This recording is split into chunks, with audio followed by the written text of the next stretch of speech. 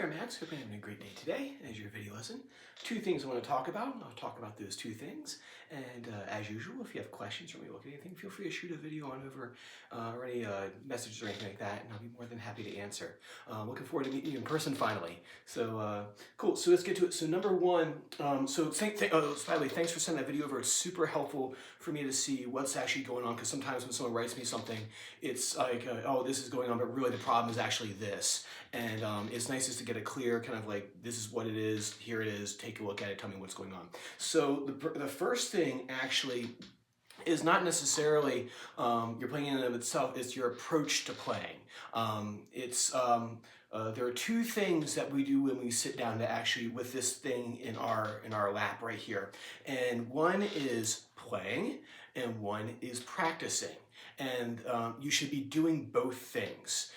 What playing is that you sit down and just enjoy your guitar and the fruits of your labor that you've done so far, and just enjoy just making cool sounds on it, playing songs that you like, and whatever exercises you happen to find entertaining, as I do. I have a bunch of exercises that are my old faithfuls that I like practicing, just because they're good to keep my fingers warm and things like that. Just things I enjoy watching, or enjoy playing and listening to and things like that. Versus practicing, which is a whole completely different animal. It's when you sit down and go, okay, I'm going to work on this today, and this is my practice point for today. And I think we need a little bit more of that, and I'm guilty of it too. I'm not a robot. I wish my practices were perfect, but sometimes my mind wanders when I'm playing, or I or if I practice too long. That's another pitfall right there, is that, oh man, it's cool. I got like my wife and son are gone on Sunday. I have all day to practice. And all day practice ain't practicing. It's, I might practice for a little bit on a concept, and then I'm gonna enjoy my guitar and play just stuff that I find fun to play, or things that I just wanted to work on. So if I sit down to actually, like, say if I have like, a 30 minutes to practice or whatever, I'll sit down and go, okay, I'm gonna work on these like two things. And it's not a whole lot, it's actually just like maybe one or two things. Like for example, I'll talk about this in a second, I might work on hammer-ons for like, 3 minutes, because our time is valuable, as you know. Like there's only so much time in the day, and we have to make the best use of it, especially our practice time, like after work and things like that, before work or wherever you practice, or during work, like some of my adult students. On the video or the audio or a phone call, and we go on mute, and then so they're practicing guitar. Anyway, so how to actually set up an effective practice routine is, I'm going to sit down for you, is I'll kind of intermingle, let's see here, I'm going to kind of intermingle a little bit of point 2 into point 1. So the first thing with Suzy Q is slow down. It sounded really great. I love your tone. You can buy a fancy set of golf clubs, but if you don't know how to use those golf clubs, it doesn't matter, right? So when someone says, "Hey man, that guitar sounds great," well, thanks. Like, what about my fingers? So your tone is really nice. You have a nice sense of timing that we need to polish, and then the thing that we need to work on with Suzy Q is slowing it down and what we call fragmentation. The whole riff is this.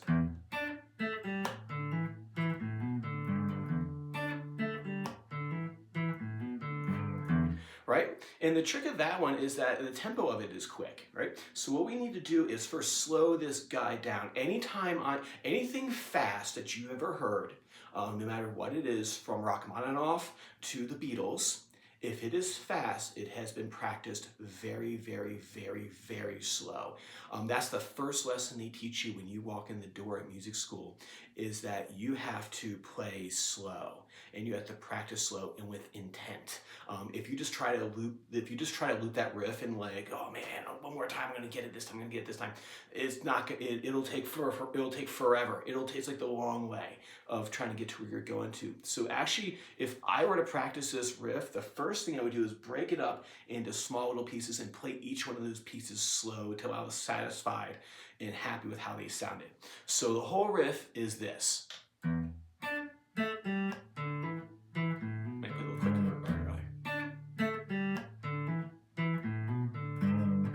Right? And so what I might do, the first thing I'll do is, and I noticed you had a little bit, it looked like you were kind of getting, I could tell by the video, it looked like you maybe getting frustrated or at that low sixth string right there. And I think what was happening, you were already planted here, and you ended up doing a palm mute. And what you should do is this. Notice what I'm doing. So when you sit down to practice, like, today I'm going to work on just hitting the sixth string. That's what something that I might work on is like, I'm going to hit the sixth string and make sure I mute it correctly. That's really the point of the practice. And if every day you do a little practice like that, 365 days, if you're lucky, we're all such lucky people to practice every day, is that if you in a week you've done, I've done the 7 difficult things in this song, I've worked on each one and none of them are frustrating, rather than trying to go, oh God, there's 7 things I have to do everything every day, right? So the first thing I might practice is just going, and as I pick through the string, notice I hit the string and then my hand catches, my palm mutes the string. So don't feel like you have to be there, because that looked like it was frustrating for you. If you do want to have your hand there, you can just have your hand further back. I don't have an acoustic on me today, but or steel string acoustic that is. But you have your bridge back here. Just rest your hand back on the bridge so it's not on top of the string. You do it that way. So we have this first pattern right here.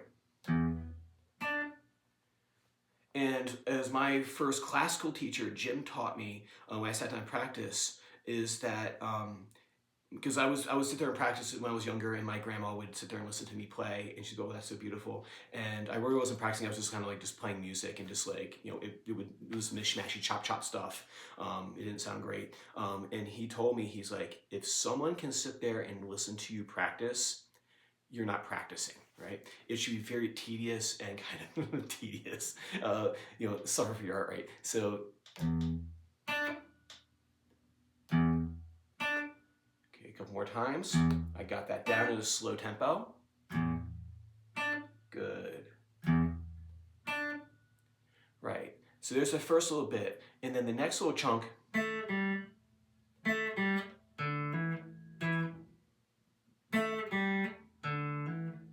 I'll slow that bad boy down.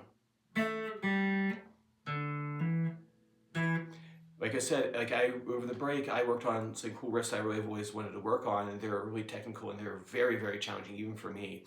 And I was playing them god-awful slow, to the point that I don't think anybody would want to listen to me actually play what I was playing.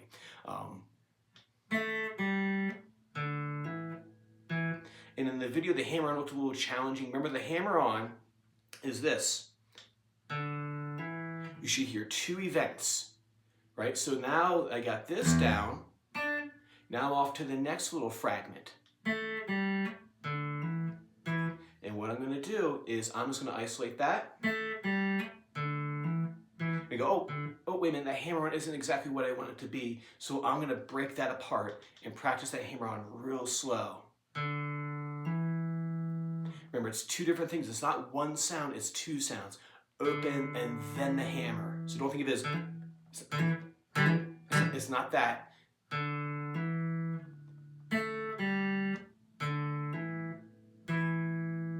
Right, there's that fragment. Then you have this fragment.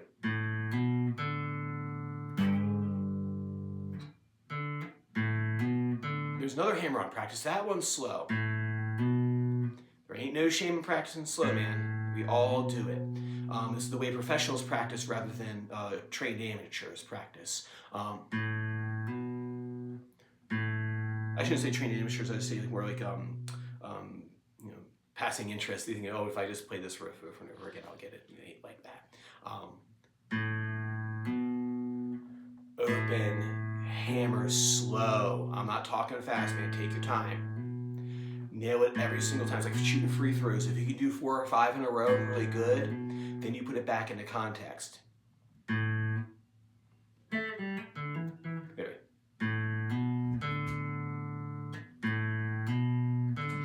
Slow in context.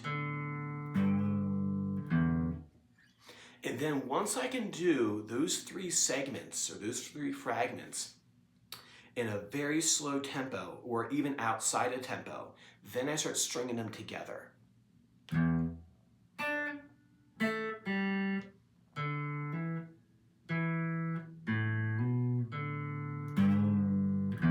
Don't worry about the bend right now if that's challenging. We can talk about that. Oh, we're talking.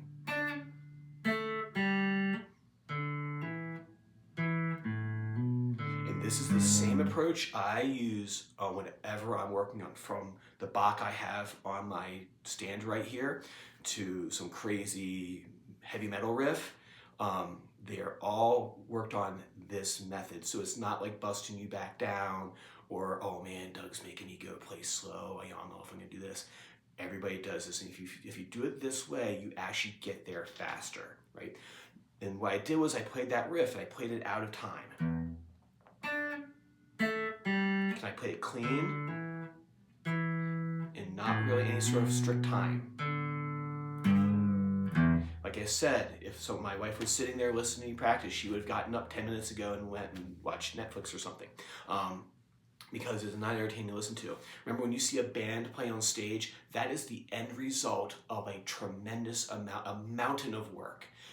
If you go listen to a colleague give a talk on something, that is the end result of a tremendous amount of work. People have it in their head that, oh man, like, all that work they did on stage, why is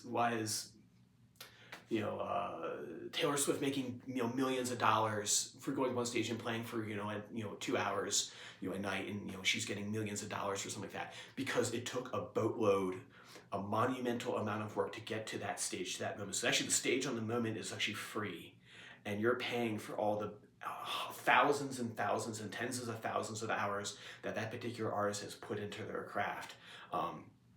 So when you go think, I always think of that mindset when I pay, if I pay a ton of money to go see a band, I want plus like all the VIP stuff and everything, and all the merch and everything. I am paying for all those tens of thousands of hours, hundreds of thousands sometimes, if there's maybe of all that stuff that they had done previously. I'm paying them for all that time to give me one heck of a performance that I'm not really paying for. I'm just enjoying the actual final performance. That's the mindset I kind of go into, both practicing and listening to music and going to shows and things like that.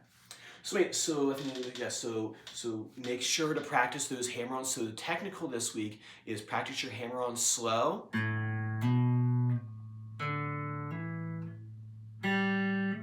If one's not clear, and then you speed it up. So at that point, so back to my train of thought. So as far as practicing, the first thing you do is you just play through like at a very slow pace.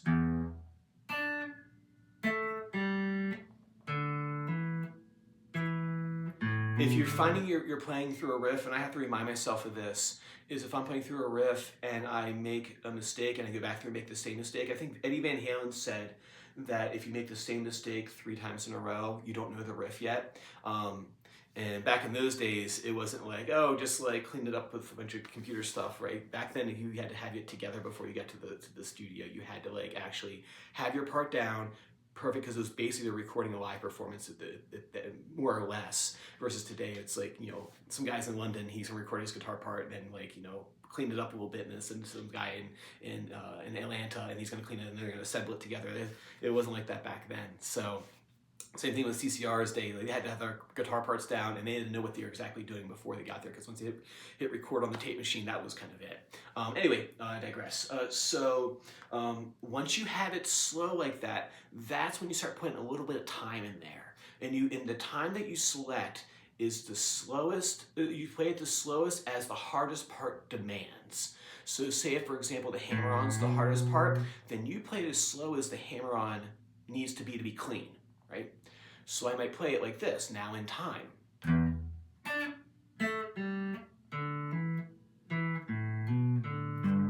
I may even play it slower than that, right? You might need that.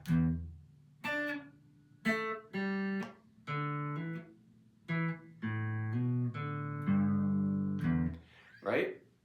So practice it that method this week with just the goal of, first goal of the day is get the hammer-ons clean by themselves, fragment each section, and then you assemble each section out of time, and then you put all 3 segments in a very slow time, and then we slowly bump up the tempo. And that's where we get YouTube out and go, okay, let's play along with the track at like 50%. Let's play along with the track. I have the fancy premium YouTube. So let's go up to 80%. Let's go up to 85%. And then you slowly, incrementally bring it up in tempo while working on the technical issues that they pop up. So there's a certain speeds, technical things will start kind of falling apart, and then okay, I need to work on that technique at that speed. But anyway, work on it that way. And same thing holds true for this. If you feel like it's too much, just pick the Suzy Q riff, and we'll work on the lead riff, or the bass riff at our next lesson. So if you feel overwhelmed, like that's too many things to work on in a week, because I know we're busy and you have a job and everything, you have so much time in the day. We'd all have to quit our job and work on what we want to work on, but that's just the way life is. So if you feel, so I would approach this the same way. Slow at a time. And then practicing that riff. It sounded like that riff wasn't actually too far from being put together. Really what it needed to do is actually just slow down. And like maybe go to YouTube and put the recording on it like, 75% or something like that, and then play along with it at that speed. That's what I would do. The most important thing is to play with even timing. We'll talk about metronomes next time, right? Because I like to be there in the room when someone's doing metronome work. That is good practice right there. If you do that,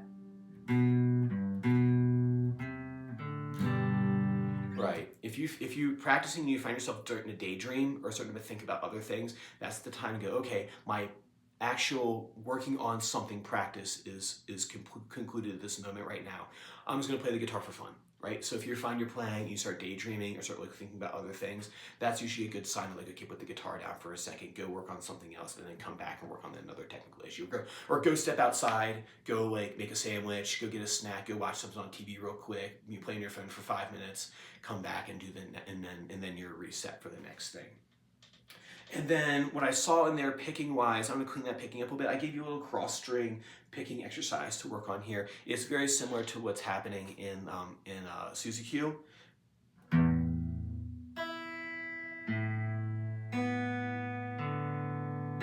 So 6, 1, 5, 2, 4, 3. And then as far as picking, I think Suzy Q just do all down picks. Don't worry about doing some alternate picking if you don't want to right now. We'll talk about alternate picking later on. So we have this. Down, down. Notice I'm anchored to the guitar right here. So first, so 6th string, 1st string, I'm anchored to the guitar. Anchored to the guitar with the meat of my thumb right here. We'll talk more about that next time. And then the reverse of that. What you're thinking about while doing this is touch, play. Touch, play. Watch my elbow here, right?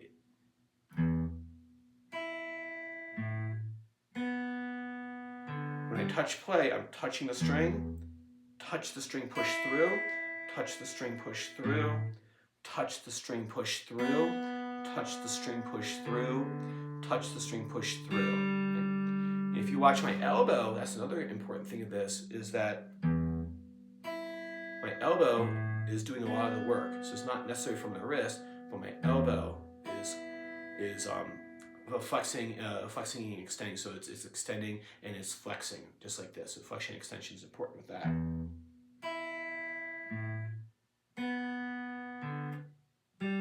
Right, like I said, focus on one thing this week in terms of songs. I would say just focus on Suzy Q. Like I said, the riff for Ripple is almost there. It just actually needs to be slowed down and just evened out and then brought up at an incremental pace. So I think, and then as far as the chords go, it is very easy. That's kind of why I gave this one to you, is because I wasn't worried whether you keep 4 to the floor. I was more worried that, can you hear the tune in your head? And with Ripple, what was happening, you played actually quite nice bass drums. I really like those. You had a nice emphasis on the bass, and you weren't overpowering with the bump, the ditty part of it. So when you did this part right here wasn't overpowering. Sometimes people would be heavy-handed. But do a bit of that, but you had a very nice touch to it. So you had that going for you. It's very nice. And that's actually, of all things to teach, that's one of the harder things to teach, is a nice, easy touch without slamming your fingers on this. Is with those chords, sometimes you kind of let them linger for a little bit too long, so make sure you're very strict with your counting. That's where the attention part of it comes in, is that if you don't have a recording there to kind of give you lyrical cues, so if you're listening and go, oh, wait a minute, Jerry's singing, and that's the time for me to switch to the next chord, you've taken that away. It's the reason why, if you watch those American Idol shows, that they make all their contestants sing a cappella without any sort of accompaniment, no like piano, guitar, backing track, or anything like that, because they want to know if that person can hear the music inside their head, and do they know what those pitches sound like inside their head. That's kind of like the great equalizer in when working, is that, can you play with nobody else in the band there? Can you play your part without anybody else's, any other cues? I remember that, like too, like we were playing in a some sort of like small ensemble, and I had like 70 bars of rest, and I couldn't count on the flugelhorn playing his line correctly at measure 57, because he might miss it and now throw my count off. I had to be absolutely sure where my count was inside of here. That way my mistakes were my own mistakes, not the flugelhorn player caused me to make a mistake, right? So anyway, so make sure you keep a good count. Sorry, you're gonna call me.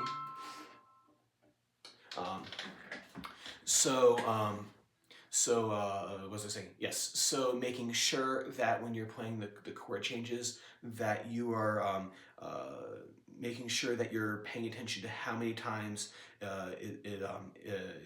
how many times each chord is played, and then trying to play that with recording. I think once you got that, we'll have that tune on lockdown. We'll speed up that little bass rule figure, and then maybe we'll turn a nice little jam tune with our E minor pentatonic stuff. So at any rate, though, I am super looking forward to actually meeting you in person. But I've also enjoyed these video exchanges back and forth, and you're always welcome to do so, because I know life is busy. Even though I play this for a living, sometimes it's hard for me to get to it. So awesome, man. Take care, and I'll see you next time.